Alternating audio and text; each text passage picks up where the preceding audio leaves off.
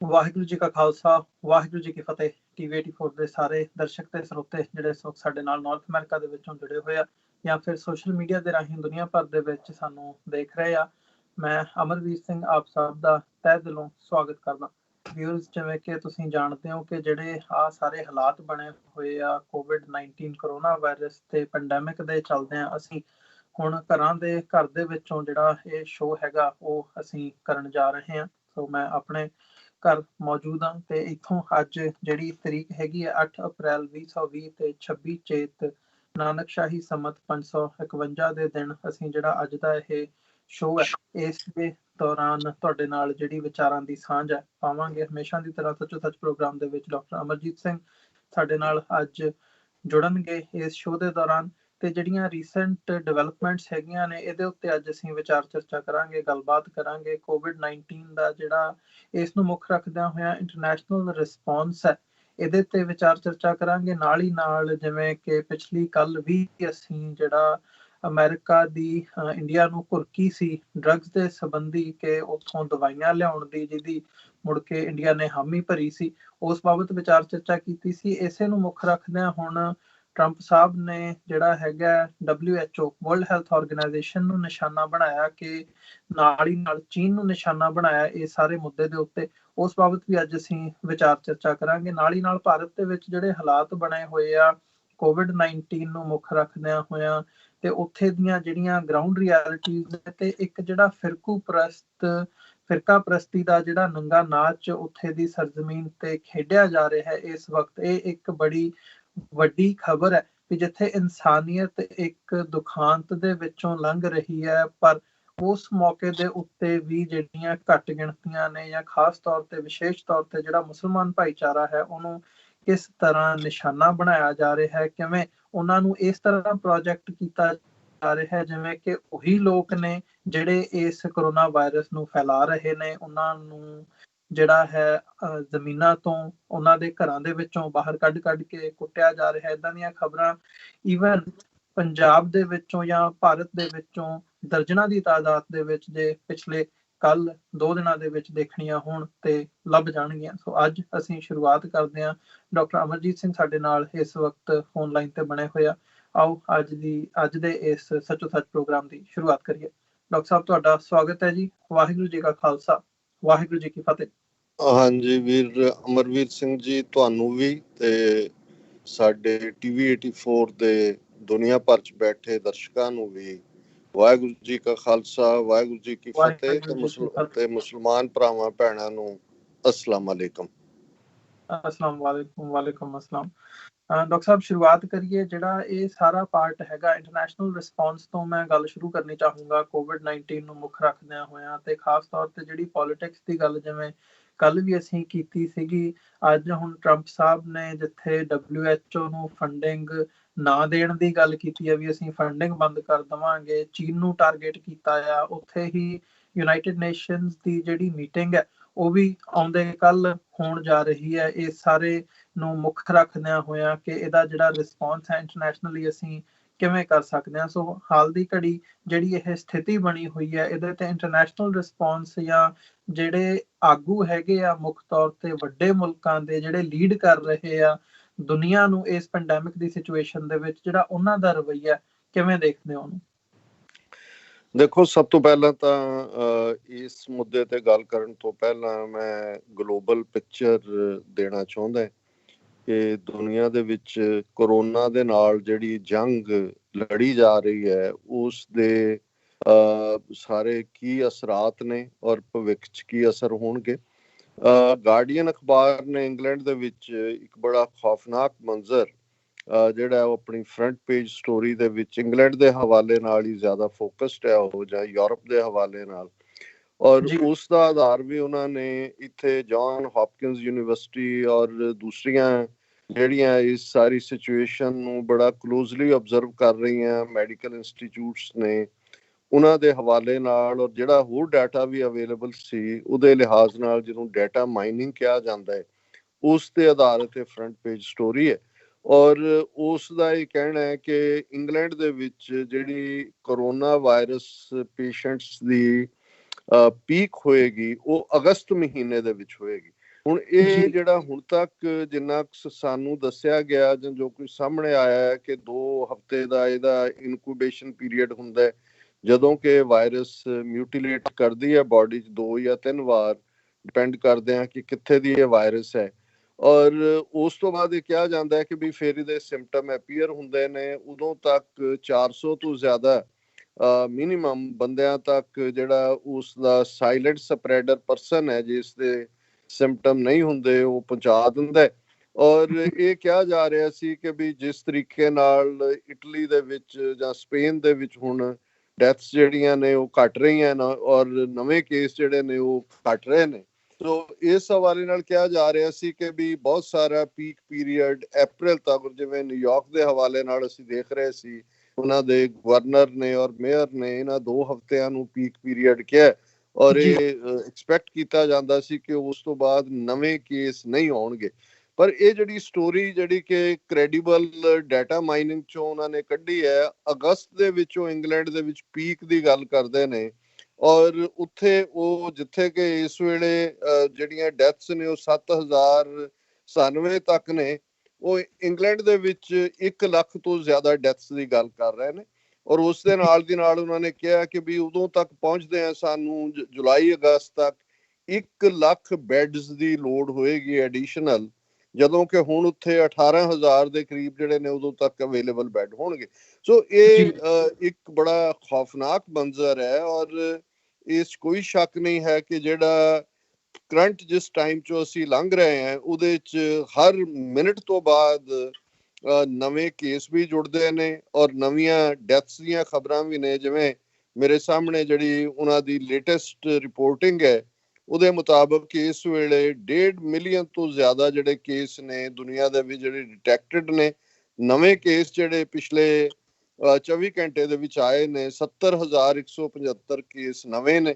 ਔਰ ਕੁੱਲ ਮੌਤਾਂ ਜਿਹੜੀਆਂ ਨੇ 87,830 ਜਿਹੜੀਆਂ ਡੈਥਸ ਟੋਟਲ ਦੁਨੀਆ ਦੇ ਵਿੱਚ ਹੋਈਆਂ, ਜਿਨ੍ਹਾਂ 'ਚ 5,796 ਡੈਥਸ ਪਿਛਲੇ 24 ਘੰਟੇ ਜਦੋਂ ਤੋਂ ਅਸੀਂ ਇਹ ਪ੍ਰੋਗਰਾਮ ਪਹਿਲਾਂ ਕੀਤਾ ਉਸ ਦੇ ਵਿੱਚ ਹੋਈਆਂ। ਅਮਰੀਕਾ ਔਰ ਉਸ ਦਾ ਐਪੀ ਸੈਂਟਰ ਨਿਊਯਾਰਕ, ਔਰ ਨਿਊਯਾਰਕ ਦਾ ਅੱਗੋਂ ਐਪੀ ਸੈਂਟਰ ਸਾਡਾ ਇਹ ਕੁਈਨਸ ਦਾ ਏਰੀਆ ਹੈ। ਇਹਦੇ 'ਚ ਅਸੀਂ ਦੇਖਦੇ ਹਾਂ ਕਿ ਅਮਰੀਕਾ ਦੇ ਵਿੱਚ ਇਸ ਵੇਲੇ ਕੁੱਲ ਮਿਲਾ ਕੇ ਕਾਫੀ ਉਹੀ ਜਿਹੜੀ ਖਤਰਨਾਕ ਸਿਚੁਏਸ਼ਨ ਉਹ ਬਣੀ ਹੋਈ ਹੈ। ਟੋਟਲ ਕੇਸ ਇਹਨਾਂ ਨੇ 4,22,800 ਦੇ ਕਰੀਬ ਕਿਹਾ। ਨਵੇਂ ਕੇਸ ਜਿਹੜੇ ਐਡ ਹੋਏ ਨੇ ਉਹ 22,465 ਨੇ। ਔਰ ਕੁੱਲ ਮੌਤਾਂ ਜਿਹੜੀਆਂ 15,000 ਨੂੰ ਕ੍ਰਾਸ ਕਰ ਚੁੱਕੀਆਂ ਨੇ। ਔਰ ਨਵੀਆਂ ਡੈਥ ਜਿਹੜੀਆਂ ਪਿਛਲੇ ਪੀਰੀਅਡ 'ਚ ਹੋਈਆਂ 24 ਘੰਟੇ 'ਚ ਉਹ 1,632 ਨੇ। ਸੋ ਇਹ ਇਸੇ ਤਰ੍ਹਾਂ ਅਸੀਂ ਕੰਟਰੀ ਵਾਈਜ਼ ਦੇਖ ਰਹੇ ਹਾਂ ਕਿ ਨਵੀਆਂ ਡੈਥਸ ਦੇ ਵਿੱਚ ਸਪੇਨ ਦੇ ਵਿੱਚ ਵੀ, ਜਿੱਥੇ ਕਿ ਹੁਣ ਅੱਗੇ ਨਾਲੋਂ ਉਹਦਾ ਪ੍ਰਭਾਵ ਘਟਣ ਦੀ ਗੱਲ ਕੀਤੀ ਜਾ ਰਹੀ ਹੈ, ਪਰ 628 ਡੈਥਸ ਹੋਈਆਂ ਨੇ। ਇਟਲੀ ਦੇ ਵਿੱਚ 542 ਹੋਈਆਂ ਨੇ। ਔਰ ਯੂਕੇ ਦੇ ਵਿੱਚ ਬਰਾਬਰ 1,000 ਤੋਂ ਜ਼ਿਆਦਾ ਡੈਥਸ ਦਾ ਹੈ।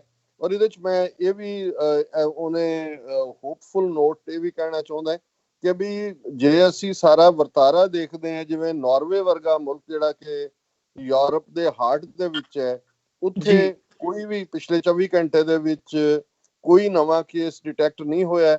ਹਾਲਾਂਕਿ ਜਿਹੜੇ ਐਗਜ਼ਿਸਟਿੰਗ ਕੇਸ ਸੀ ਉਹਨਾਂ 'ਚ 12 ਮੌਤਾਂ ਹੋਈਆਂ ਨੇ। ਔਰ ਟੋਟਲ ਜਿਹੜੀ ਫਿਗਰ ਉਹ 101 ਦੇ ਉੱਤੇ ਆ ਕੇ ਸਟਕ ਹੈ ਔਰ ਇਸ ਤੋਂ ਅੱਗੇ ਨਹੀਂ ਹੈ। ਇਸੇ ਤਰ੍ਹਾਂ ਜਾਪਾਨ, ਜਿਸ ਬਾਰੇ ਫੀਅਰ ਸੀ ਕਿਉਂਕਿ ਜਦੋਂ ਇਹਦਾ ਵਾਇਰਸ ਦੇ ਸਪਰੈਡ ਦਾ ਰੇਸ਼ੀਅਲ ਫੈਕਟਰ ਵੀ ਦੇਖਿਆ ਜਾਂਦਾ ਹੈ ਔਰ ਲੌਂਜੇਵਿਟੀ, ਜਿਨ੍ਹਾਂ ਦੀ ਉਮਰ ਲੰਬੀ ਹੁੰਦੀ ਹੈ। ਔਰ ਜਾਪਾਨ ਦੁਨੀਆ ਦਾ ਐਸਾ ਮੁਲਕ ਹੈ ਜਿੱਥੇ ਸਭ ਤੋਂ ਜ਼ਿਆਦਾ ਲੋਕ 100 ਸਾਲ ਤੋਂ ਵੱਧ ਉਮਰ ਦੇ ਨੇ, ਲੰਮੀ ਉਮਰ ਹੁੰਦੀ ਹੈ।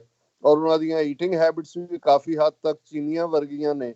ਔਰ ਇਹ ਲੱਗਦਾ ਸੀ ਕਿ ਚਾਈਨਾ ਤੋਂ ਬਾਅਦ ਜਾਪਾਨ ਪ੍ਰਭਾਵ ਲਏਗਾ, ਪਰ ਜਾਪਾਨ ਨੇ ਪਿਛਲੇ ਪੀਰੀਅਡ ਦੇ ਵਿੱਚ ਕੋਈ ਨਵਾਂ ਕੇਸ ਉਹਨਾਂ ਦੇ ਕੋਲ ਨਹੀਂ ਆਇਆ ਔਰ ਕੋਈ ਡੈਥ ਵੀ ਨਹੀਂ ਹੈ। ਔਰ ਇਹ ਟੋਟਲ ਉਹਨਾਂ ਦੇ ਕੇਸਾਂ ਦੀ ਜਿਹੜੀ ਗਿਣਤੀ ਆ ਉਹ 4,257 ਹੈ।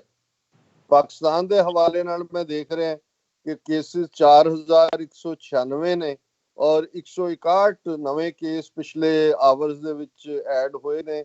3 ਮੌਤਾਂ ਹੋਈਆਂ ਨੇ ਹੋਰ। ਔਰ ਕੁੱਲ ਜਿਹੜੀ ਹੈ ਇਹ ਗਿਣਤੀ 60 ਹੈ, ਜਦੋਂ ਕਿ ਇੰਡੀਆ 'ਚ ਹੁਣ ਉਸ ਦਾ ਸਪਰੈਡ ਥੋੜਾ ਜਿਹਾ ਤੇਜ਼ ਹੋਣਾ ਸ਼ੁਰੂ ਹੋਇਆ। 5,916 ਇੰਡੀਆ ਦੇ ਟੋਟਲ ਕੇਸ ਨੇ। 18 ਮੌਤਾਂ ਪਿਛਲੇ 24 ਘੰਟੇ 'ਚ ਰਿਕਾਰਡ ਹੋਈਆਂ ਔਰ ਉਹਨਾਂ ਦਾ ਜਿਹੜਾ ਡੈਥਸ ਨੇ ਉਹ 178 ਦੇ ਨੇੜੇ ਤੇੜੇ ਨੇ। ਔਰ ਇੰਡੀਅਨ ਗਵਰਨਮੈਂਟ ਦੇ ਹਵਾਲੇ ਨਾਲ ਅਸੀਂ ਦੇਖ ਰਹੇ ਸੀ, ਕਿਉਂਕਿ ਉਹਨਾਂ ਦਾ 2 ਹਫ਼ਤੇ ਦਾ ਲੌਕਅਪ ਟਾਈਮ ਖਤਮ ਹੋਣ ਜਾ ਰਿਹਾ ਹੈ, ਕਿ ਵੀ ਕੀ ਉਹ ਲੌਕਅਪ ਜਾਰੀ ਰੱਖਣਗੇ ਅੱਗੋਂ। ਔਰ ਉਹਦੇ ਲਈ ਮੋਦੀ ਨੇ ਪਹਿਲਾਂ ਫਿਲਮ ਸਟਾਰਸ, ਫਿਰ ਕ੍ਰਿਕਟਰਸ, ਔਰ ਅੱਜ ਆਪੋਜੀਸ਼ਨ ਪਾਰਟੀ ਦੇ ਲੀਡਰਾਂ ਦੇ ਨਾਲ ਜਿਹੜੀ ਹੈ ਉਹ ਟੈਲੀਕਾਨਫਰੰਸ ਰੱਖੀ ਹੈ ਕਿ ਇਹਦਾ ਕੀ ਕੀਤਾ ਜਾਏ। ਲੇਕਿਨ ਯੂਪੀ ਦੇ ਵਿੱਚ, ਦਿੱਲੀ ਦੇ ਵਿੱਚ, ਕਰਨਾਟਕਾ ਦੇ ਵਿੱਚ ਕੁਝ ਜਿਹੜੇ ਸ਼ਹਿਰ ਜਿਨ੍ਹਾਂ ਨੂੰ, ਜਾਂ ਕੁਝ ਜ਼ਿਲ੍ਹੇ ਜਿਨ੍ਹਾਂ ਨੂੰ ਹੌਟ ਸਪੌਟ ਐਲਾਨਿਆ ਗਿਆ, ਉਹਨਾਂ ਦੇ ਵਿੱਚ ਜਿਹੜਾ ਲੋਕਡਾਊਨ ਹੈ ਉਹ ਸਰਟਨ ਹੋਏਗਾ। ਪਾਕਿਸਤਾਨ ਦੇ ਵਿੱਚ ਵੀ ਜਿਹੜਾ ਇਹ ਲੋਕਡਾਊਨ ਨੂੰ ਲੈ ਕੇ ਕਨਫਿਊਜ਼ਨ ਪਹਿਲੇ ਦਿਨ ਤੋਂ ਹੀ ਰਿਹਾ ਹੈ, ਜਿਹਦੇ ਚ ਇੱਕ ਪਾਸੇ ਪ੍ਰਾਈਮ ਮਿਨਿਸਟਰ ਇਮਰਾਨ ਖਾਨ ਫਰਮਲੀ ਇਸ ਲੋਕਡਾਊਨ ਦੇ, ਪੂਰੇ ਲੋਕਡਾਊਨ ਦੇ ਅਗੇਂਸਟ ਰਹੇ, ਕਿ ਉਹਨਾਂ ਦਾ ਕਹਿਣਾ ਸੀ ਕਿ ਜਿਹੜੇ ਦਿਹਾੜੀਦਾਰ ਨੇ ਔਰ ਦੂਸਰੇ ਨੇ ਉਹ ਭੁੱਖ ਨਾਲ ਮਰ ਜਾਣਗੇ। ਉੱਥੇ ਸੂਬਾਈ ਸਰਕਾਰਾਂ ਨੇ ਆਪਣੀ ਵਿਮ ਦੇ ਉੱਤੇ ਫੈਸਲੇ ਲਏ। ਸਿੰਧ ਸਰਕਾਰ ਨੇ ਸਭ ਤੋਂ ਪਹਿਲਾਂ ਲੋਕਡਾਊਨ ਕੀਤਾ, ਔਰ ਹੁਣ ਜਿਹੜੇ ਹਾਲਾਤ ਨੇ ਉਹਦੇ ਮੁਤਾਬਕ ਉਹ ਵੀ ਆਪਣੀ ਸਿਚੁਏਸ਼ਨ ਨੂੰ ਰਿਵਿਊ ਕਰ ਰਹੇ ਨੇ ਕਿ ਭਾਈ ਇਸ ਨੂੰ ਅੱਗੇ ਕੀ ਕਰਨਾ ਹੈ। ਕਿਹੜੇ ਥਾਂ ਜਿਹੜੇ ਨੇ ਉਹ ਐਸੈਂਸ਼ੀਅਲ ਸਰਵਿਸਿਜ਼ ਦੇ ਨਾਂ ਥੱਲੇ ਤਾਂ ਪਹਿਲਾਂ ਹੀ ਕੁਝ ਚੀਜ਼ਾਂ ਖੁੱਲੀਆਂ ਨੇ, ਪਰ ਹੋ ਸਕਦਾ ਹੈ ਕਿ ਜਿਹੜੀਆਂ ਛੋਟੀਆਂ ਮੋਟੀਆਂ ਹੋਰ ਵੀ ਕਾਰੋਬਾਰੀ ਲੋਕਾਂ ਦੀਆਂ ਆਪਣੀਆਂ ਸੰਸਥਾਵਾਂ ਨੇ ਜਾਂ ਆਪਣੀਆਂ ਦੁਕਾਨਾਂ ਨੇ, ਸ਼ਾਇਦ ਉਹਨਾਂ ਨੂੰ ਵੀ ਇਹ ਖੁੱਲ ਮਿਲੇ। ਸੋ ਕੁੱਲ ਮਿਲਾ ਕੇ ਜਿਹੜਾ ਸਿਨੈਰੀਓ ਹੈ, ਜੇ ਇਹ ਕਿਹਾ ਜਾਏ ਕਿ ਇਸ ਵੇਲੇ ਇਹ ਜੰਗ ਕਰੋਨਾ ਦੇ ਖਿਲਾਫ ਜਿਹੜੀ ਹੈ ਉਹ ਗਹਿ ਗੱਚ ਹੈ, ਔਰ ਇਸ ਦੇ ਵਿੱਚ ਵੱਡੀ ਗਿਣਤੀ ਦੇ ਵਿੱਚ ਕੈਜੂਅਲਟੀਜ਼ ਵੀ ਔਰ ਨਵੇਂ ਕੇਸ ਵੀ, ਔਰ ਜਿਹੜੀ ਲੈਕ ਆਫ ਰਿਸੋਰਸਿਸ ਹੈ ਉਹਦੇ ਚ ਅਸੀਂ ਦੇਖ ਰਹੇ ਹਾਂ ਕਿ ਕਿਵੇਂ ਕਦੇ ਕਿਸੇ ਨੇ ਸੋਚਿਆ ਵੀ ਨਹੀਂ ਸੀ ਕਿ ਹਾਈਡਰੋਕਲੋਰੋਕੁਇਨ ਵਰਗੀ ਜਾਂ ਪੈਰਾਸੀਟਾਮੋਲ ਵਰਗੀ ਇੱਕ ਨਿਗੁਣੀ ਜਿਹੀਆਂ ਦਵਾਈਆਂ ਨੇ ਜਿਨ੍ਹਾਂ ਨੂੰ ਇਹ ਬਣਾਉਣਾ ਵੀ ਨਹੀਂ ਪਸੰਦ ਕਰਦੇ ਬਹੁਤਾ, ਕਿਉਂਕਿ ਉਹਦੇ ਚ ਕੋਈ ਬਹੁਤਾ ਪ੍ਰੋਫਿਟ ਵੀ ਨਹੀਂ ਜੁੜਿਆ ਹੁੰਦਾ, ਔਰ ਜਨਰਲ ਸਾਲਟ ਯੂਜ਼ ਹੁੰਦੇ ਨੇ। ਉਹ ਇੰਡੀਆ ਹੋਏ, ਪਾਕਿਸਤਾਨ ਹੋਏ ਜਾਂ ਚਾਈਨਾ ਹੋਏ, ਉਹ ਇਹਨਾਂ ਨੂੰ ਮੈਨੂਫੈਕਚਰ ਕਰਦਾ ਹੈ। ਪਰ ਇਸ ਵੇਲੇ ਜਿੱਥੇ ਇੱਕ ਪਾਸੇ ਕਰੋਨਾ ਵਾਰ ਹੈ, ਦੂਸਰੇ ਪਾਸੇ ਅਸੀਂ ਦੇਖਦੇ ਕਿ ਇਹ ਇੱਕ ਪੂਰੀ ਡਰੱਗ ਵਾਰਫੇਅਰ ਵੀ ਬਣ ਗਈ, ਕਿ ਕਿਵੇਂ ਟਰੰਪ ਨੇ ਘੁਰਕੀ ਮਾਰੀ। ਇੰਡੀਆ ਨੇ ਬੈਨ ਲਾਇਆ ਹੋਇਆ ਸੀ ਕਿ ਕਿਉਂਕਿ ਉਹਨਾਂ ਨੂੰ ਆਪਣੇ 1 ਬਿਲੀਅਨ 350 ਮਿਲੀਅਨ ਲੋਕ ਉਹਨਾਂ 'ਚ ਕੀ ਸਪਰੈਡ ਹੋਏਗਾ, ਪਲੱਸ ਆਲਰੇਡੀ ਮਲੇਰੀਆ ਦਾ ਸੀਜ਼ਨ ਸ਼ੁਰੂ ਹੋ ਚੁੱਕਾ ਹੈ। ਔਰ ਇਹ ਵੀ ਇੱਕ ਕਾਰਨ ਹੈ ਕਿ ਉੱਥੇ ਇੰਡੀਆ ਜਾਂ ਪਾਕਿਸਤਾਨ ਵੱਡੀ ਗਿਣਤੀ 'ਚ ਕਲੋਰੋਕੁਇਨ ਪ੍ਰੋਡਿਊਸ ਕਰਦੇ ਨੇ, ਕਿ ਅਜੇ ਵੀ ਇਹਨਾਂ ਮੁਲਕਾਂ ਦੇ ਵਿੱਚ ਜਾਂ ਬੰਗਲਾਦੇਸ਼ ਔਰ ਸ੍ਰੀਲੰਕਾ ਬਹੁਤ ਸਾਰੇ ਲੋਕ ਮਲੇਰੀਆ ਦੇ ਨਾਲ ਮਰਦੇ ਨੇ। ਇਹ ਵੀ ਇੱਕ ਕਾਰਨ ਹੈ ਕਿ ਉਹਨਾਂ ਦੀ ਹੀ ਇੱਥੇ ਜਿਹੜੀ ਹੈ ਇਹ ਜਿਹੜੀ ਉਹ ਪ੍ਰੋਡਿਊਸ ਕਰਦੇ ਨੇ। ਪਰ ਇਹ ਇੱਕ ਪੂਰੀ ਵਾਰਫੇਅਰ ਬਣੀ। ਟਰੰਪ ਦੀ ਘੁਰਕੀ ਦੇ ਸਾਹਮਣੇ ਇੰਡੀਆ ਨੇ ਟੋਟਲ ਸਰੈਂਡਰ ਕੀਤਾ, ਔਰ ਉਹ ਸਾਰੇ ਦੇ ਥੱਲੇ ਮੈਂ ਦੇਖ ਰਿਹਾ ਹਾਂ ਕਿ ਜਿਵੇਂ ਕੱਲ ਵੀ ਅਸੀਂ ਪੁਆਇੰਟਡ ਰੈਫਰੈਂਸ ਗੱਲ ਕੀਤੀ ਸੀ ਕਿ ਭਾਰਤ ਦਾ 7/24 ਜਿਹੜਾ ਚੱਲਣ ਵਾਲਾ 7 ਦਿਨ ਔਰ 24 ਘੰਟੇ ਜਿਹੜਾ ਮੁਸਲਮਾਨਾਂ ਦੇ ਖਿਲਾਫ, ਸਿੱਖਾਂ ਦੇ ਖਿਲਾਫ ਜਾਂ ਹੋਰ ਜਿਹੜੇ ਘੱਟ ਗਿਣਤੀਆਂ ਨੇ, ਦਲਿਤ ਨੇ, ਉਹਨਾਂ ਦੇ ਖਿਲਾਫ ਨਾ ਪੱਖੀ ਪ੍ਰੋਪੇਗੈਂਡਾ ਕਰਦਾ ਹੈ, ਉਹ ਵੀ ਬਿਲਕੁਲ ਫਲੈਟ ਹੋਇਆ। ਉਹਨਾਂ ਨੇ ਰਾਦਰ ਕਿਸ ਅੰਦਾਜ਼ ਦੇ ਵਿੱਚ ਇਸ ਖਬਰ ਨੂੰ ਟਵਿਸਟ ਕੀਤਾ ਹੈ।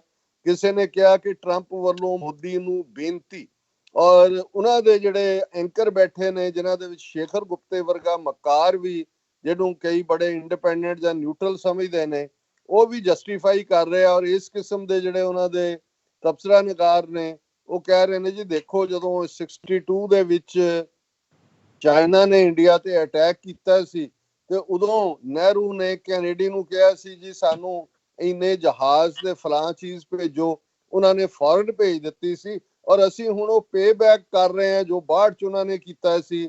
ਜੇ ਟਰੰਪ ਨੇ ਸਾਥੋਂ ਦਵਾਈ ਮੰਗੀ ਹੈ ਜਿਹੜੀ ਹੈ ਹਾਈਡਰੋਕਲੋਰੋਕੁਇਨ ਜਾਂ ਪੈਰਾਸੀਟਾਮੋਲ, ਤੇ ਅਸੀਂ ਜਿਹੜਾ ਉਹ ਪੇ ਬੈਕ ਕਰ ਰਹੇ ਹਾਂ, ਜਿਵੇਂ ਉਹਨਾਂ ਨੇ ਸਾਡੇ ਨਾਲ ਇਹ ਜਿਹੜੀ ਹੈ ਬੜੀ ਜਨਰੋਸਿਟੀ ਦਿਖਾਈ ਸੀ। ਸੋ ਉਹਦੇ ਤੋਂ ਅਸੀਂ ਅੰਦਾਜ਼ਾ ਲਾ ਸਕਦੇ ਹਾਂ ਕਿ ਇਹ ਜਿੱਥੇ ਡੈਮੋਕ੍ਰੇਸੀਜ਼ ਦੇ ਢਾਂਚਿਆਂ ਦੇ ਵਿੱਚ ਮੀਡੀਆ ਨੂੰ ਇੱਕ ਉਸ ਕਿਸਮ ਦੀ ਇੰਸਟੀਟਿਊਸ਼ਨ ਦੇ ਤੌਰ ਤੇ ਦੇਖਿਆ ਜਾਂਦਾ ਹੈ, ਜਿਹੜਾ ਵਾਚ ਡੌਗ ਹੁੰਦਾ ਹੈ, ਜਿਹੜਾ ਸਰਕਾਰ ਤੇ ਸਵਾਲ ਚੁੱਕਦਾ ਹੈ, ਜਿਹੜਾ ਸਰਕਾਰ ਦੀਆਂ ਨੀਤੀਆਂ ਨੂੰ ਚੈਲੰਜ ਕਰਦਾ ਹੈ, ਅੱਜ ਉਹ ਸਿਰਫ ਬੈਂਡ ਹੀ ਨਹੀਂ ਹੋਏ ਪੂਰੇ ਫਲੈਟ ਹੋਏ।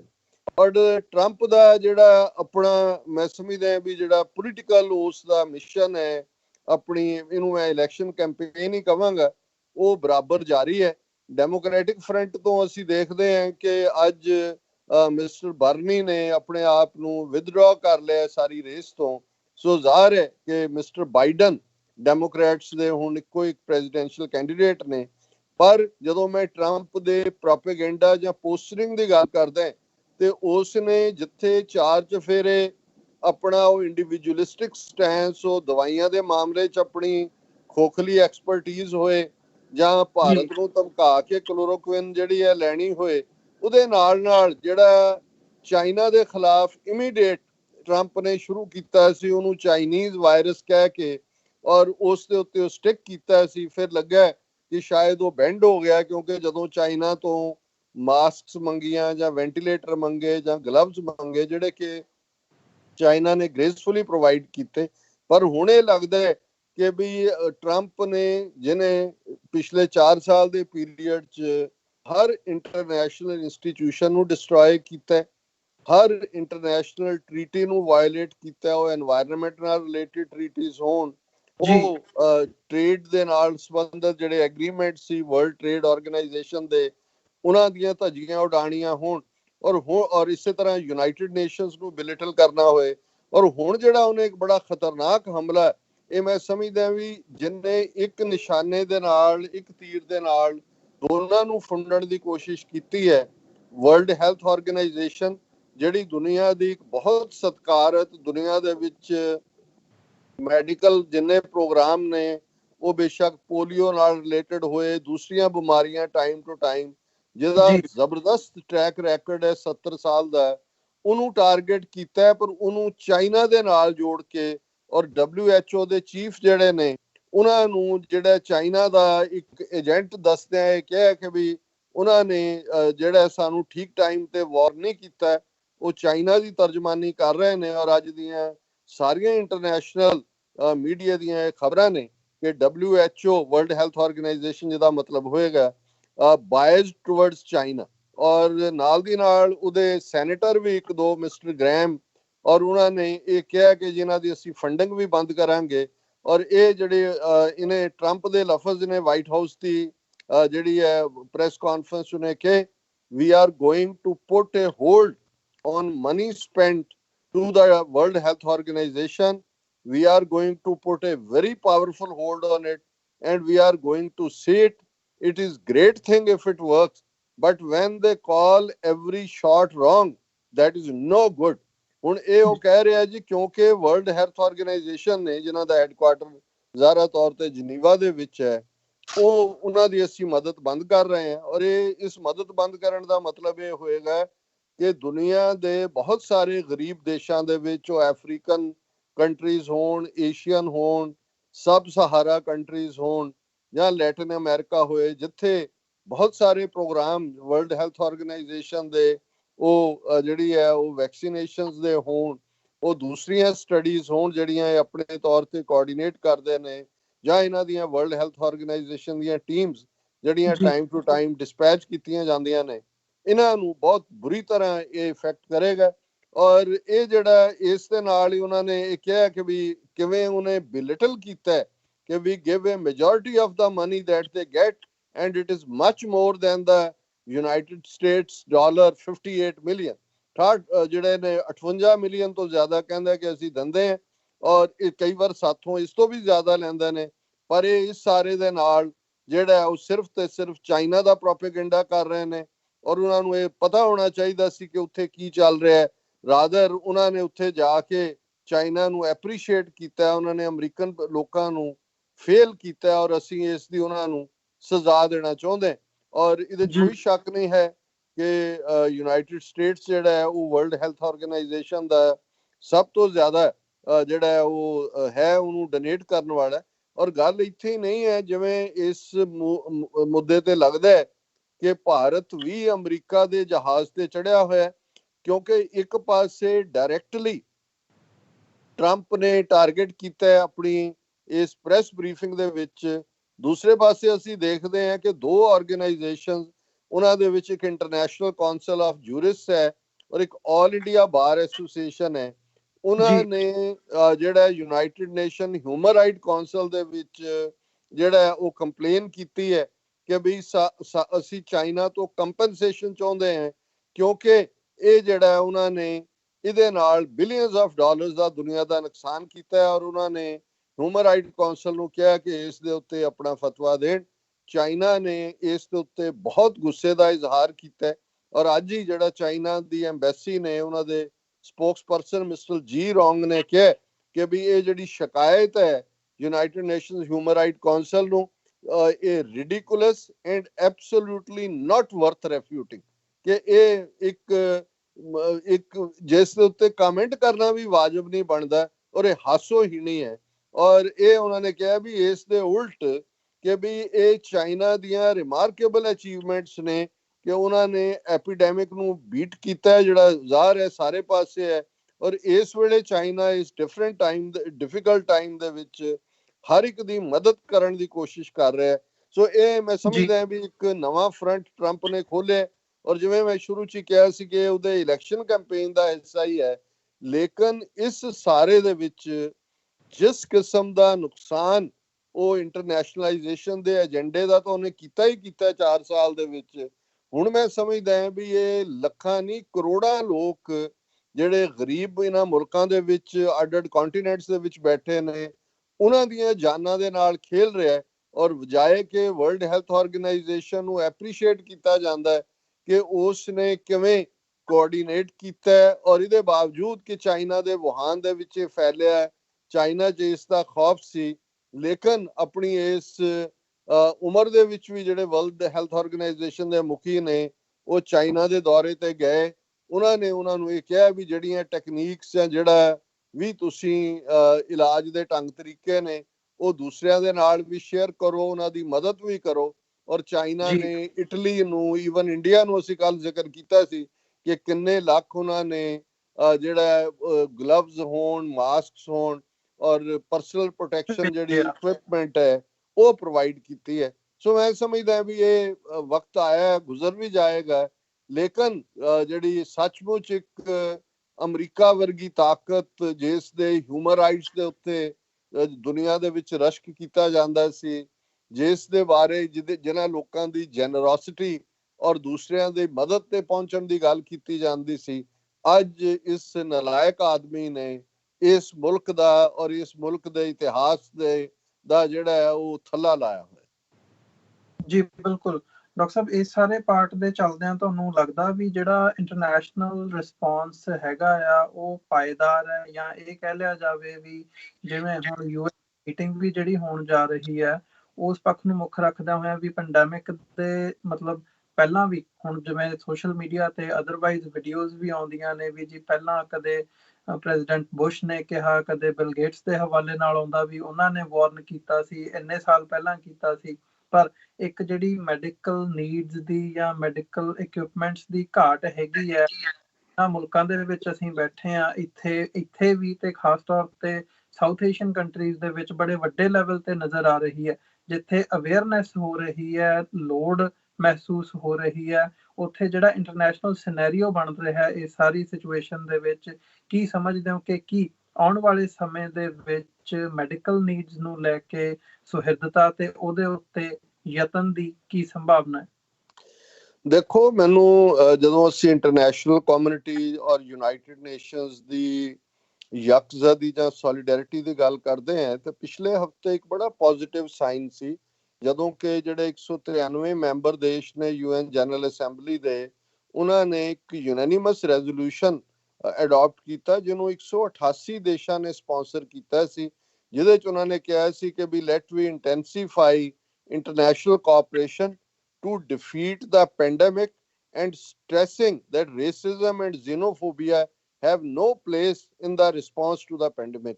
ਹੁਣ ਇੱਕ ਬੜੀ ਯੂਨੀਕ ਗੱਲ ਸੀ, ਕਿਉਂਕਿ ਜਿਸ ਅੰਦਾਜ਼ ਦੇ ਵਿੱਚ ਟਰੰਪ ਨੇ ਇਸ ਨੂੰ ਚਾਈਨੀਜ਼ ਵਾਇਰਸ ਕਿਹਾ ਸੀ, ਜ਼ਾਹਰ ਹੈ ਅਮਰੀਕਾ ਦੇ ਵਿੱਚ ਵੀ ਔਰ ਦੁਨੀਆ ਦੇ ਹੋਰ ਕਈ ਥਾਵਾਂ ਤੇ, ਭਾਰਤ ਦੇ ਵਿੱਚ ਵੀ, ਈਵਨ ਕਲਕੱਤੇ 'ਚ ਚੀਨੀ ਮੂਲ ਦੇ ਲੋਕਾਂ ਤੇ ਹਮਲੇ ਵੀ ਹੋਏ ਔਰ ਉਹਨਾਂ ਨੂੰ ਜਿਹੜਾ ਟਾਰਗੇਟ ਕੀਤਾ ਗਿਆ। ਬਿਲਕੁਲ ਠੀਕ ਜਿਵੇਂ ਭਾਰਤ ਦੇ ਵਿੱਚ ਹਿੰਦੂ ਤਵੀਆਂ ਨੇ ਜਿਹੜਾ ਨਿਜ਼ਾਮੂਦੀਨ ਦੇ ਵਿੱਚ ਇਕੱਠ ਤਬਲੀਗੀ ਜਮਾਤ ਦਾ ਹੋਇਆ, ਉਸ ਨੂੰ ਤਬਲੀਗੀ ਕਰੋਨਾ ਵਾਇਰਸ ਕਹਿ ਕੇ ਸਾਰੇ ਮੁਸਲਮਾਨਾਂ ਨੂੰ ਭੰਡਿਆ ਨਤੀਜੇ ਦੇ ਜੀ ਤੌਰ ਤੇ ਮੁਸਲਮਾਨਾਂ ਦੇ ਉੱਤੇ ਅਟੈਕ ਹੋਏ। ਲੇਕਿਨ ਇਹ ਜਿਹੜਾ ਰੈਜ਼ੋਲੂਸ਼ਨ ਪਿਛਲੇ ਵੀਕ UN ਜਨਰਲ ਅਸੈਂਬਲੀ ਦੇ ਵਿੱਚ ਸੀ, ਜਿਹਦੇ ਚ ਉਹਨਾਂ ਨੇ ਕਿਹਾ ਵੀ ਅਸੀਂ ਟੁਗੈਦਰ ਇਸ ਲੜਾਈ ਨੂੰ ਲੜਾਂਗੇ ਔਰ ਇਸ ਦੀ ਆੜ ਦੇ ਵਿੱਚ ਨਸਲਵਾਦ ਜਾਂ ਬਾਹਰਲੇ ਜ਼ੀਨੋਫੋਬੀਆ ਹੁੰਦਾ ਹੈ, ਦੂਸਰੀਆਂ ਦੇਸ਼ਾਂ ਦੇ ਲੋਕਾਂ ਦੇ ਨਾਲ ਨਫ਼ਰਤ, ਇਸ ਦੀ ਕੋਈ ਥਾਂ ਨਹੀਂ ਹੈ।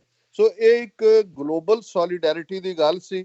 ਪਰ ਉਸ ਤੋਂ ਬਾਅਦ ਅਸੀਂ ਇਹ ਦੇਖਦੇ ਹਾਂ ਕਿ ਜਿਸ ਅੰਦਾਜ਼ ਦੇ ਵਿੱਚ ਲਗਾਤਾਰਤਾ ਨਾਲ ਵਾਈਟ ਹਾਊਸ ਵੱਲੋਂ ਇਸ ਕਿਸਮ ਦੇ ਪ੍ਰਚਾਰ ਕੀਤੇ ਜਾ ਰਹੇ ਨੇ, ਹੁਣ ਜਿਹੜੀ ਕਿ ਯੂਨਾਈਟਿਡ ਨੇਸ਼ਨ ਸਿਕਿਉਰਿਟੀ ਕੌਂਸਲ ਦਾ ਇੱਕ ਕਲੋਜ਼ ਸੈਸ਼ਨ, ਔਰ ਸਿਕਿਉਰਿਟੀ ਕੌਂਸਲ ਚ ਜ਼ਾਹਰ ਹੈ 5 ਪਰਮਾਨੈਂਟ ਮੈਂਬਰ ਹੋਣਗੇ, ਜਿਨ੍ਹਾਂ ਦੇ ਵਿੱਚ ਰੂਸ ਹੈ, ਅਮਰੀਕਾ ਹੈ, ਚੀਨ ਹੈ, ਜੀ ਫਰਾਂਸ ਹੈ, ਇੰਗਲੈਂਡ ਹੈ, ਔਰ 10 ਜਿਹੜੇ ਨੇ ਰੋਟੇਟਿੰਗ ਮੈਂਬਰ ਵੀ ਹੋਣਗੇ।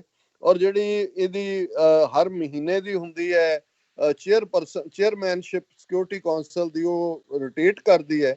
ਅਪ੍ਰੈਲ ਦੇ ਮਹੀਨੇ ਲਈ ਹੁਣ ਡੋਮਿਨਿਕਨ ਰਿਪਬਲਿਕ ਉਹਨਾਂ ਦੀ ਪ੍ਰੈਜ਼ੀਡੈਂਸੀ ਹੈ। ਸੋ ਉਹਨਾਂ ਨੇ ਡੋਮਿਨਿਕਨ ਰਿਪਬਲਿਕ ਦੇ ਨੁਮਾਇੰਦੇ ਨੇ ਇਹ ਜਿਹੜੀ ਹੈ ਵੀਡੀਓ ਟ੍ਰਾਂਸਫਰਿੰਗ, ਜਿਹੜੀ ਹੈ ਟੈਲੀ ਕਾਨਫਰੰਸਿੰਗ ਉਹਨੂੰ ਕਹਿੰਦੇ ਨੇ, ਉਹ ਕਾਲ ਕੀਤੀ ਹੈ। ਔਰ ਉਹਦਾ ਜਿਹੜਾ ਏਜੰਡਾ ਰੱਖਿਆ ਹੋਇਆ ਹੈ ਕਿ impact of COVID-19 on the issues that fall under the United Nations Security Council mandate। ਸੋ ਜ਼ਾਹਿਰ ਹੈ ਪਹਿਲਾ ਰੈਜ਼ੋਲੂਸ਼ਨ ਜਿਹੜਾ ਹੋਇਆ ਪਿਛਲੇ ਹਫਤੇ ਉਹ ਜਨਰਲ ਹਾਊਸ ਆਫ ਕਾਮਨਸ ਵੱਲੋਂ ਸੀ, ਜਾਂ ਜਿਹਨੂੰ ਜਨਰਲ ਅਸੈਂਬਲੀ ਕਹਿੰਦੇ ਨੇ। ਔਰ ਇਸ ਦੇ ਵਿੱਚ ਜਿਹੜੀ ਹੁਣ ਸਿਕਿਉਰਿਟੀ ਕੌਂਸਲ ਦੀ ਇਹਨਾਂ ਦੀ ਟੈਲੀ ਕਾਨਫਰੰਸਿੰਗ ਹੈ, ਵੀਡੀਓ ਟੈਲੀ ਕਾਨਫਰੰਸਿੰਗ, ਉਸ ਦੇ ਵਿੱਚ ਯੂਨਾਈਟਿਡ ਨੇਸ਼ਨਸ ਦੇ ਸੈਕਟਰੀ ਜਨਰਲ ਮਿਸਟਰ ਐਂਟੋਨੀਓ ਗੁਟਰਸ ਇਹ ਵੀ ਪਾਰਟਿਸਿਪੇਟ ਕਰਨਗੇ। ਹੁਣ ਇਹ ਦੇਖਣ ਵਾਲੀ ਗੱਲ ਇਹ ਹੈ ਕਿ ਜਿਵੇਂ UN ਜਨਰਲ ਅਸੈਂਬਲੀ ਤੋਂ ਬਾਅਦ ਸਟੇਟਮੈਂਟ ਆਈ ਸੀ ਕਿ ਭਾਈ ਕੋਈ ਜ਼ੀਨੋਫੋਬਿਕ ਔਰ ਕੋਈ ਰੇਸ਼ੀਅਲ ਥਾਂ ਨਹੀਂ ਹੈ, ਕੀ ਇਹ ਇੱਕ ਕਲੋਜ਼ਡ ਡੋਰ ਸੈਸ਼ਨ ਹੀ ਹੋਏਗਾ ਜਾਂ ਉਸ ਤੋਂ ਬਾਅਦ ਕੋਈ ਪ੍ਰੈਸ ਬਰੀਫਿੰਗ ਜਾਂ ਪ੍ਰੈਸ ਸਟੇਟਮੈਂਟ ਵੀ ਹੋਏਗੀ? ਕਿਉਂਕਿ ਜੇ ਇਹ ਆਪਾਤਾਪੀ ਦਾ ਸਿਲਸਿਲਾ, ਔਰ ਜਿਵੇਂ ਮੈਂ ਪਹਿਲੇ ਸੈਗਮੈਂਟ 'ਚ ਕਿਹਾ ਸੀ ਕਿ ਜਿਵੇਂ ਗਾਰਡੀਅਨ ਦੀ ਫਰੰਟ ਪੇਜ ਰਿਪੋਰਟ ਜਿੰਨਾ ਅਵੇਲੇਬਲ ਡਾਟਾ ਹੈ ਉਹਦੀ ਡਾਟਾ ਮਾਈਨਿੰਗ ਤੇ ਆਧਾਰਿਤ ਸਾਹਮਣੇ ਆਈ ਹੈ ਕਿ ਕਿਵੇਂ ਜਿਹੜਾ ਇਹਦਾ ਅਗਸਤ ਜਿਹੜਾ ਹੈ ਉਹ ਪੀਕ ਹੋ ਸਕਦਾ ਹੈ। ਤੇ ਜੇ ਅਗਸਤ ਪੀਕ ਹੁੰਦਾ ਹੈ ਤੇ ਫਿਰ ਅਸੀਂ ਦੇਖ ਸਕਦੇ ਹਾਂ ਕਿ ਆਉਣ ਵਾਲੇ ਅਗਲੇ 6 ਮਹੀਨੇ ਨਹੀਂ, ਫਿਰ ਤਾਂ 10 ਮਹੀਨੇ ਬਾਈ ਦਾ ਐਂਡ ਆਫ ਦਾ ਈਅਰ ਇਸ ਦਾ ਪ੍ਰਭਾਵ ਦੇਖਣ ਨੂੰ ਆ ਸਕਦਾ ਹੈ। ਤੇ ਜੇ ਇਹ ਟੁਗੈਦਰਨੈਸ ਦੇ ਨਾਲ, ਕਿਉਂਕਿ ਇਹ ਗੱਲ ਦੇਖਣ ਵਾਲੀ ਹੈ, ਜਿਵੇਂ ਮੈਂ ਕੱਲ ਉਹਨੂੰ ਡਾਕਟਰ ਫੋਸੀਓ ਨੂੰ ਕੋਟ ਕੀਤਾ ਸੀ, ਉਹਨੇ ਕਿਹਾ ਸੀ ਵੀ ਇਹ ਗੋ ਅਵੇ ਨਹੀਂ ਕਰੇਗੀ ਵਾਇਰਸ, ਜਦੋਂ ਇਹ ਇਸ ਦੀ ਜਿਹੜੀ ਇੰਟੈਂਸਿਟੀ ਘਟਦੀ ਵੀ ਹੈ, this will become A common flu virus. ਜਿਵੇਂ ਫਲੂ ਹੁੰਦਾ ਹੈ, ਡਿਫਰੈਂਟ ਵਾਇਰਸਿਸ ਉਹਨੂੰ ਕਾਜ਼ ਕਰਦੀਆਂ ਨੇ, ਇਹ ਵੀ ਇੱਕ ਜਿਹੜੀ ਹੈ ਇੱਕ ਫਲੂ ਵਾਇਰਸ ਬਣ ਸਕਦੀ ਹੈ। ਸੋ ਕੁੱਲ ਮਿਲਾ ਕੇ ਮੈਂ ਸਮਝਦਾ ਵੀ ਅਮਰੀਕਾ ਦਾ ਜਿਹੜਾ ਨਾਨ ਕੋਆਪਰੇਟਿਵ ਐਟੀਟਿਊਡ ਹੈ ਔਰ ਜਿਸ ਕਿਸਮ ਦਾ ਟਰੰਪ ਦਾ ਬਿਲਕੁਲ ਇੰਪਲਸਿਵ ਔਰ ਸੈਲਫਿਸ਼ ਬਿਹੇਵੀਅਰ ਹੈ, ਇਹ ਜਿਹੜੀ ਕੁੱਲ ਇਨਸਾਨੀ ਜ਼ਾਤ ਦੀ ਟੁਗੈਦਰਨੈਸ ਹੈ, ਇਹਦੇ ਰਸਤੇ 'ਚ ਇੱਕ ਰੁਕਾਵਟ ਬਣ ਸਕਦਾ ਹੈ, ਬਣਿਆ ਵੀ ਹੋਇਆ ਕਿਸੇ ਹੱਦ ਤੱਕ। ਪਰ ਲੈਟ ਵੀ ਸੀ ਕਿ ਯੂਨਾਈਟਿਡ ਨੇਸ਼ਨ ਸਿਕਿਉਰਿਟੀ ਕੌਂਸਲ ਦੀ ਕਲੋਜ਼ਡ ਡੋਰ ਮੀਟਿੰਗ 'ਚੋਂ ਇਹ ਜਿਹੜਾ ਕੀ ਸਾਹਮਣੇ ਆਉਂਦਾ ਹੈ। ਔਰ ਇਸ ਦੇ ਉੱਤੇ ਚਾਈਨਾ ਦਾ ਵੀ ਬਹੁਤ ਕੋਆਪਰੇਟਿਵ ਐਟੀਟਿਊਡ ਹੈ, ਪਰ ਚਾਈਨਾ ਨੂੰ ਇਵੇਂ ਲੱਗਦਾ ਹੈ ਕਿ ਜਿਹੜੀ ਬਿਜ਼ਨਸ ਜਾਂ ਟ੍ਰੇਡ ਵਾਰ ਟਰੰਪ ਨੇ ਚਾਈਨਾ ਦੇ ਖਿਲਾਫ ਵਿੱਢੀ ਸੀ, ਉਹਦੇ 'ਚ ਉਹਦੀ ਨਾਕਾਮਯਾਬੀ ਹੋਣ ਤੋਂ ਬਾਅਦ ਉਸ ਨੇ ਇਸ ਸਾਰੇ ਨੂੰ ਵੀ, ਇਹ ਜਿਹੜੀ ਕਰੋਨਾ ਵਾਰ ਹੈ, ਇਹਨੂੰ ਵੀ ਚਾਈਨਾ ਦੇ ਖਾਤੇ 'ਚ ਪਾਉਣ ਦੀ ਕੋਸ਼ਿਸ਼ ਕੀਤੀ ਹੈ। ਸੋ ਇਹ ਆਪਣੀ ਐਰੋਗੈਂਸ ਦਿਖਾ ਰਹੇ ਨੇ ਅਮਰੀਕਨ। ਦੂਜੇ ਪਾਸੇ ਚਾਈਨਾ ਜਿਹੜਾ, ਜਿਹਦੇ ਲਈ ਲਫ਼ਜ਼ ਅੱਜ ਕੱਲ ਸੌਫਟ ਕਰੋਨਾ ਡਿਪਲੋਮੇਸੀ ਲਫ਼ਜ਼ ਵਰਤਿਆ ਜਾ ਰਿਹਾ ਹੈ, ਚਾਈਨਾ ਸਾਰੇ ਛੋਟੇ ਛੋਟੇ ਦੇਸ਼ਾਂ ਨੂੰ ਵੀ ਰੀਚ ਕਰ ਰਿਹਾ ਹੈ, ਆਊਟਰੀਚ ਪ੍ਰੋਗਰਾਮ ਨੇ, ਉਹਨਾਂ ਦੀਆਂ ਨੀਡਸ ਪ੍ਰੋਵਾਈਡ ਕੀਤੀਆਂ ਜਾ ਰਹੀਆਂ ਨੇ। ਸੋ ਕੁੱਲ ਮਿਲਾ ਕੇ ਜਿਵੇਂ ਅਸੀਂ ਇਹ ਸਮਝਦੇ ਹਾਂ ਕਿ ਵੀ ਇਹ ਇਕੱਲਾ ਇੱਕ ਬਿਮਾਰੀ ਨਾਲ ਲੜਨ ਦੀ ਗੱਲ ਨਹੀਂ ਹੈ, ਇਹ ਕੰਟੀਨਿਊਟੀ ਆਫ ਦਾ ਟ੍ਰੇਡ ਵਾਰ ਵੀ ਹੈ। ਦੁਨੀਆ ਦੇ ਵਿੱਚ ਸੁਪੀਰੀਅਰਿਟੀ ਦੀ ਲਾਈਨ ਜਾਂ ਸੁਪਰ ਪਾਵਰ ਇਕਨੋਮਿਕਲ ਔਰ ਦੂਜਾ ਇਹ ਸਾਰੇ ਦੀ ਵਾਰ ਵੀ ਜਿਹੜੀ ਹੈ, ਇਹ ਕਰੋਨਾ ਵਾਰ ਦੀ ਆੜ ਹੇਠ ਨਾਲ ਇਹ ਲੜਾਈਆਂ ਵੀ ਲੜੀਆਂ ਜਾ ਰਹੀਆਂ ਨੇ। ਬਿਲਕੁਲ ਡਾਕਟਰ ਸਾਹਿਬ, ਜਿਵੇਂ ਤੁਸੀਂ ਜ਼ਿਕਰ ਕੀਤਾ ਇੰਟਰਨੈਸ਼ਨਲੀ ਪਹਿਲਾਂ ਵੀ ਉਹਦੇ ਵਿੱਚ ਅਸੀਂ ਲੈ ਕੇ ਆਂਦੀ ਹੈ, ਤੇ ਆਉਣ ਵਾਲੇ ਸਮੇਂ ਦੇ ਵਿੱਚ ਜਿਵੇਂ ਜਿਵੇਂ, ਹਾਲਾਂਕਿ ਜਿੱਥੇ ਜੰਗ ਚੱਲ ਰਹੀ ਹੈ ਕਰੋਨਾ ਦੇ, ਜਿਵੇਂ ਜਿਵੇਂ ਮਨੁੱਖਤਾ ਇਹਦੇ ਚੋਂ ਨਿਕਲੂਗੀ ਤੇ ਵਰਲਡ ਆਰਡਰ ਤੁਸੀਂ ਵੀ ਜ਼ਿਕਰ ਕੀਤਾ ਵੀ ਉਹ ਚੇਂਜ ਹੁੰਦਾ ਜਿਹੜਾ ਹੈ ਉਹ ਨਜ਼ਰ ਆ ਰਿਹਾ ਹੈ, ਤੇ ਜਿਹੜਾ ਸੰਸਾਰ ਉਭਰੂਗਾ ਇਸ ਦੇ ਵਿੱਚੋਂ ਉਹ ਉਹਦੇ ਮਾਪਦੰਡ ਵੀ ਵੱਖਰੇ ਹੋਣਗੇ, ਤੇ ਜਿਹੜੇ ਅਦਰਵਾਈਜ਼ ਡੀਲਿੰਗਸ ਹੋਣਗੀਆਂ ਉਹਦੇ ਵਿੱਚ ਵੀ ਜਿਹੜੀਆਂ ਕਾਫੀ ਚੇਂਜਸ ਨੇ ਉਹ ਕਿਆਸਰਾਈਆਂ ਲਾਈਆਂ ਜਾ ਰਹੀਆਂ ਨੇ ਤੇ ਉਮੀਦ ਕੀਤੀ ਜਾ ਰਹੀ ਹੈ। ਸੋ ਜਿਹੜਾ ਇਹ ਸੈਗਮੈਂਟ ਸੀ ਅਸੀਂ ਇਹਨੂੰ ਇੱਥੇ ਹੀ ਸੰਕੋਚਦੇ ਹਾਂ ਇੱਕ ਛੋਟੇ ਜਿਹੇ ਬ੍ਰੇਕ ਤੋਂ ਬਾਅਦ। ਜਿਹੜੇ ਸਾਡੇ ਦਰਸ਼ਕ ਸਾਡੇ ਨਾਲ ਇਸ ਵਕਤ ਜੁੜੇ ਹੋਏ ਆ, ਭਾਰਤ ਦੇ ਖਿੱਤੇ ਦੇ ਵਿੱਚ ਕੀ ਡਿਵੈਲਪਮੈਂਟਸ ਹੋ ਰਹੀਆਂ ਨੇ ਤੇ ਮੁਸਲਮਾਨਾਂ ਨੂੰ, ਘੱਟ ਗਿਣਤੀਆਂ ਨੂੰ ਕਿਵੇਂ ਟਾਰਗੇਟ ਕੀਤਾ ਜਾ ਰਿਹਾ ਹੈ ਵਿਸ਼ੇਸ਼ ਤੌਰ ਤੇ ਗਰਾਊਂਡ ਲੈਵਲ ਦੇ ਉੱਤੇ, ਉਸ ਬਾਬਤ ਅਸੀਂ ਵਿਚਾਰ ਚਰਚਾ ਕਰਾਂਗੇ। ਇੱਕ ਛੋਟੇ ਜਿਹੇ ਬ੍ਰੇਕ ਤੋਂ ਬਾਅਦ ਦੁਬਾਰਾ ਮੁਲਾਕਾਤ ਹੁੰਦੀ ਹੈ।